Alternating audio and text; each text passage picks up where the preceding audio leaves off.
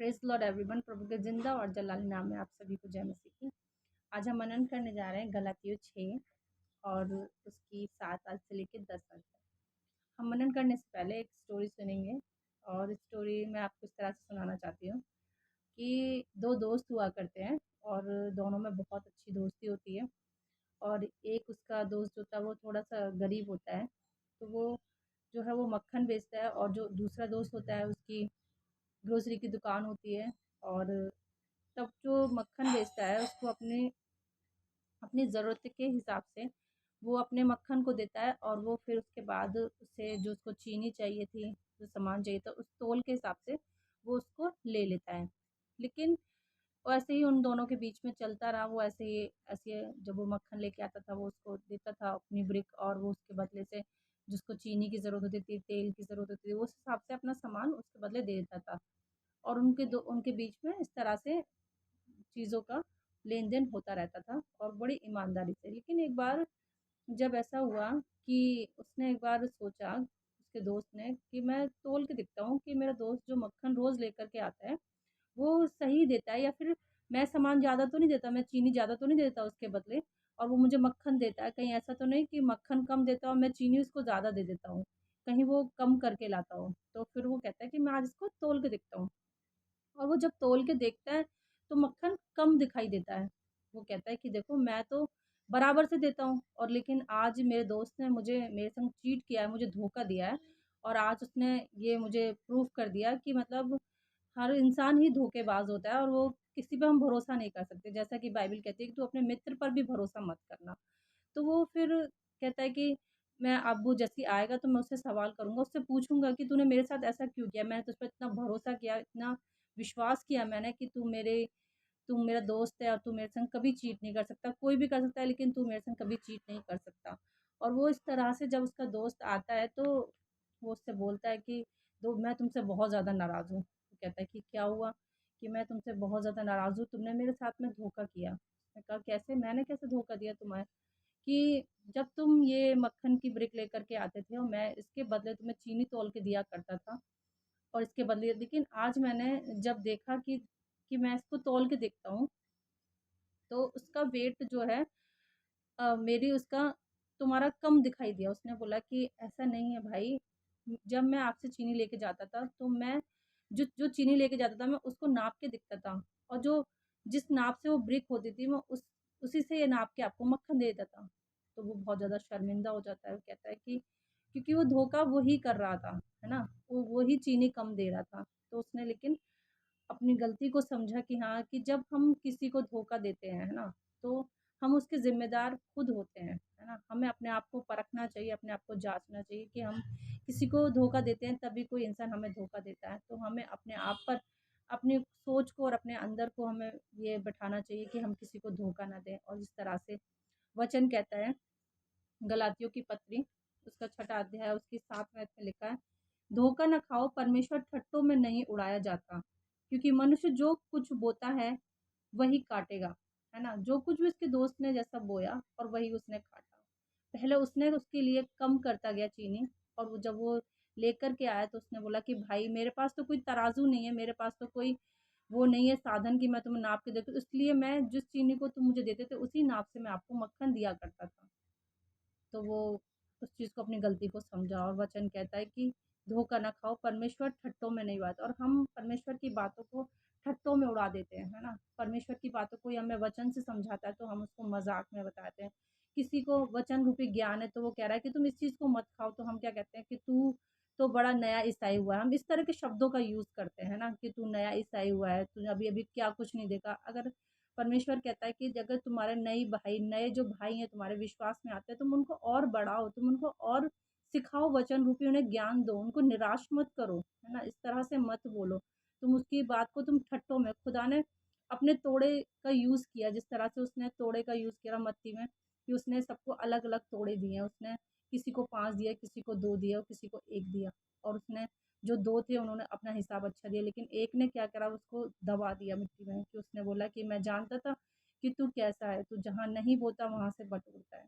तो खुदा ने जहाँ भी उस बच्चे को, जहाँ भी उस विश्वासी को, उस जन को अगर खुदा ने अपने लिए उसको बोया उस बीज को, अगर वो उसको ग्रहण करता है, ये मायने नहीं रखता कि वो किस किस उससे आता है, लेकिन मायने ये रखता है कि खुदा ने अपना बीज जहाँ बोया वो वहाँ से काटेगा। और इसलिए हम कोई भी इस बात को ना बोलें किसी के लिए कि तुम इस चीज़ को, क्योंकि वो वचन रूपी तुम्हें बता रहा है, क्योंकि वो देख रहा है कि जो खुदा का वचन कहता है, खुदा उससे बात कर रहा है, खुदा के ज़रिए उसने अगर आपको कोई वचन बताया तो आप उसको सुनिए। इस तरह से उसको ठट्टों में ना उड़ाएँ कि तुम नए विश्वासी हो या तुम्हें कुछ नहीं पता है, क्योंकि हम लोग सभी खुदा के सिखाए हुए हैं, है ना? खुदा ने हमें अपने वचन रूपी ज्ञान दिया। हम ही सब अन्य जाति थे।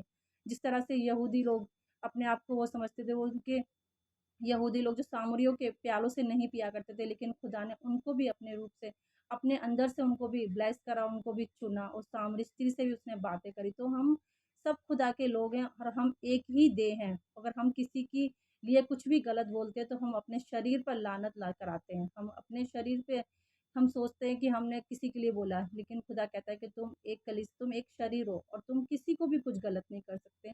और एक एक के बिना पूरा शरीर गलत है। अगर हमारी आँख खराब है तो हम उसको देख नहीं सकते, हमारी नाक खराब है तो हम सूंघ नहीं सकते, हमारा हाथ ठीक नहीं है तो हम पूरे शरीर में दर्द महसूस करेंगे।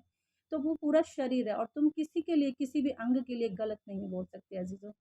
और इस तरह से दूसरी आयत में लिखा हुआ है कि अ, शरीर के लिए बोता है और वह शरीर के द्वारा विनाश की कटनी काटेगा, और जो आत्मा के लिए बोता है वह आत्मा के द्वारा अनंत जीवन की कटनी काटेगा। उसने तो आत्मा से बोया है ना? तुम्हें समझाया वचन रूपी ज्ञान, कोई भी हो, लेकिन उसने अपने आत्मा से, खुदा ने उसको आत्मा दिया, पवित्र आत्मा का वरदान उसको दिया है, वो तुम्हें वचन रूपी समझा रहा है, तो वो तो उसको काटेगा। काटना तो सबको है ना?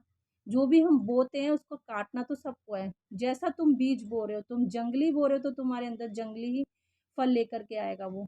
अगर लेकिन वो अच्छा है, आत्मिक बीज बो रहा है तो वो आत्मिक उन्नति करेगा, है ना? तो लेकिन हमें किसी के लिए भी गलत नहीं बोलना है, क्योंकि काटना सबको पड़ेगा। कोई भी ये ना बोले कि अंतिम समय में क्या होगा, अभी तो बहुत टाइम पड़ा है ना? मरने के बाद भी शांति नहीं है अजीज़ों, क्योंकि जिस तरह से लाज़र और धनवान के बारे में हम सभी जानते हैं कि क्या अंजाम हुआ, तो मरने के बाद भी हमें अपने बारे में भी सोचना है कि हमें क्या करना है, हम कैसा बीज बो रहे हैं और कैसा हम काटेंगे। Praise the Lord. और आगे वचन कहता है कि हम भले काम करते में साहस ना छोड़ें, क्योंकि यदि हम ढीले ना हों तो ठीक समय पर कटनी काटेंगे। हम भले काम करने में साहस ना छोड़ें, हमसे जो भी बने हम भला काम करें, हम अच्छा काम करें। हम किसी को, जब कोई खुदा में बढ़ रहा होता है, एक-एक कदम बढ़ रहा है, तो हम उसको और आगे बढ़ाएँ, उसके लिए और दुआ करें और उसके लिए समझाएँ वचन रूपी उसको, और उसके लिए दुआएँ करें कि खुदा उसे और ब्लेस करे, है ना?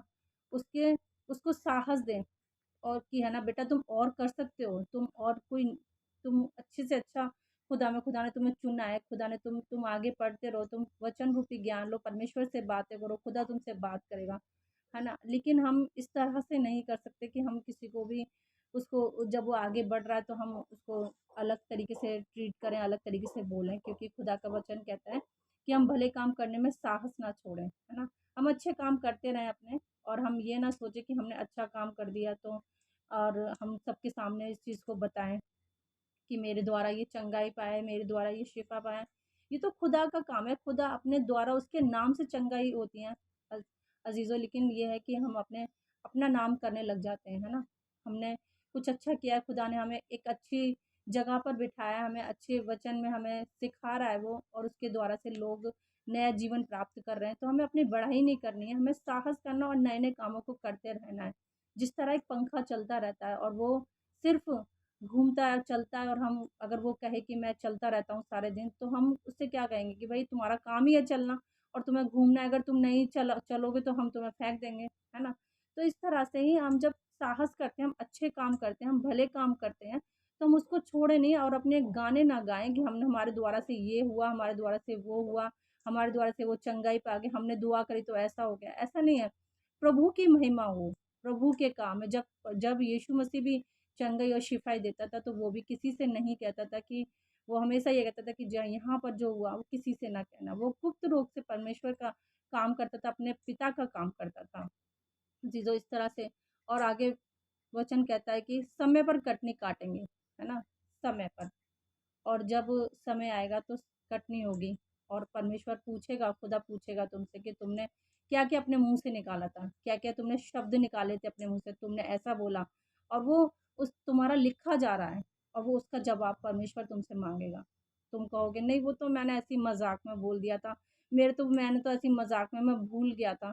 ऐसा कुछ नहीं एक्सक्यूज़ काम नहीं चलेगा अज़ीज़ों, क्योंकि खुदा सब कुछ बातें तुम्हारी नोटिस हो रही हैं और सब कुछ परमेश्वर देख रहा है अपनी निगाह से, क्योंकि परमेश्वर का वचन कहता है कि मैं अपनी निगाहें तुम्हारी ओर हमेशा लगाए रहता हूँ, है ना?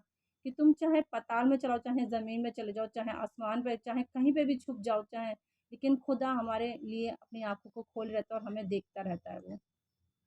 तो कटनी के लिए हमें अपने आप को तैयार करना है और वचन कहता है इसीलिए जहाँ तक अवसर मिले हम सबके साथ भलाई करें, विशेष करके विश्वासी भाइयों के साथ, है ना? जो विश्वासी विशेष करके जो खुदा में आए हुए लोग हैं, जो परमेश्वर ने उनको बुलाया है, अपनी अनॉइंटिंग दी है कि तुम मेरे बेटे-बेटियाँ हो, तो उन लोगों से प्रेम करें। उनको उनसे जलन की भावना ना रखें, उनसे ये ना बोलें कि हमने सब कुछ पता है, अगर वो तुम्हें कुछ बता रहे हैं, है ना? क्योंकि खुदा का वचन कहता है कि मैं उनको अभिषेक दूँगा, मैं अपनी आत्मा से उनको भर दूँगा, जवान दर्शन देखेंगे। अब जवान बच्चे जब प्रचार करते हैं तो बुजुर्ग लोग बोलते हैं कि हमें तुमसे ज़्यादा ज्ञान है ना? लेकिन ऐसा नहीं है अज़ीज़ों, खुदा का वचन किसी के अंदर भी काम कर सकता है, छोटे बच्चे से भी अपनी महिमा करा सकता है, बड़े से भी महिमा करा सकता है। लेकिन हमें परमेश्वर के वचन को सुनना है, इंसान को नहीं देखना है। उसकी महिमा नहीं करनी है, हमें परमेश्वर की महिमा करनी है और उसके वचन को सुनना है कि खुदा हमारे वचन से हमें क्या समझाना चाहता है। और परमेश्वर का वचन कहता है कि सबके साथ भलाई करो, है ना? सबके साथ में, चाहे कोई भी हो। भलाई करते समय ये याद रखो कि तुम दुस भलाई करते समय तुम उस दोबारा से उस बात को याद ना रखो, है ना? अगर तुमने किसी की परेशानी में किसी की मदद करी है, फाइनेंसिंग से अब किसी को पैसे दिए हैं, तो तुम परमेश्वर का वचन कहता है, व्यवस्था विवरण में कि तू 7 साल के बाद उससे दोबारा से उससे उधार लेने की आशा मत रख। अगर तू इस लायक है कि जब तेरा अच्छा कुछ चल रहा है, खुदा अच्छा चला रहा है, किसी चीज़ की कमी नहीं, तो उसको माफ़ कर दे, उससे ब्याज-त्याज ना ले, है ना? तो हमें उसके संग में भलाई करनी है, उसके साथ में खुदा के लिए उसके लिए दुआ करनी है। जब कोई परेशानी हो तो उसके लिए परमेश्वर के दुआ करें कि खुदा उसे हर परेशानी से, हर दुःख से निकाले और हमेशा याद रखें कि खुदा हम कभी भी ठट्टों में नहीं उड़ाया जाता। जब भी अगर किसी की कोई बात अगर सुननी नहीं है, लेकिन वचन को बार-बार रिपीट ना करें। अगर वो कोई आपको समझा रहा है वचन, तो आप वचन की तौहीन कर रहे हैं, इंसान की नहीं। क्योंकि वो वचन जो बोल रहा है व्यक्ति, वो परमेश्वर का वचन आपके सामने सर्व कर रहा है ना? वो परमेश्वर को सर्व कर रहा है, वो खुदा को आपके सामने उसकी बातों को कर रहा है वो अपनी बातें नहीं कर रहा। इसीलिए कहने से पहले सोचें कि हम कैसा बीज बो रहे हैं। अपने शब्दों को कंट्रोल में रखें, अपने शब्दों को निकालने से पहले वचन रूपी वचन में बहुत कुछ लिखा हुआ है कि मूर्ख अपने ही द्वारा से, है ना, अंधलोक में फँसता है। अपने वचन के द्वारा ही वो गलत चीज़ों में फँसता है ना? तो अपने वचन पर कंट्रोल रखें, अपने वचन को बोलने से पहले ध्यान रखें कि हम क्या बोल रहे हैं। कहीं ऐसा ना हो हम किसी के दिल को दुखा रहे हों, है ना? वो नहीं बोलेगा, वो व्यक्ति नहीं बोलेगा कि तुमने मेरे लिए गलत बोला, लेकिन खुदा को बुरा लगता है। क्योंकि खुदा कहता है कि मेरे विश्वासी को छूना मेरी आँख की पुतली को छूना है। तो आप परमेश्वर की आँखों को ना छुएँ, उसकी पुतली को ना छुएँ कि उसको गुस्सा है। परमेश्वर के वचन को अहमियत दें और उसके विश्वास में बने रहें। परमेश्वर आपको बहुत आशीष दें। God bless you.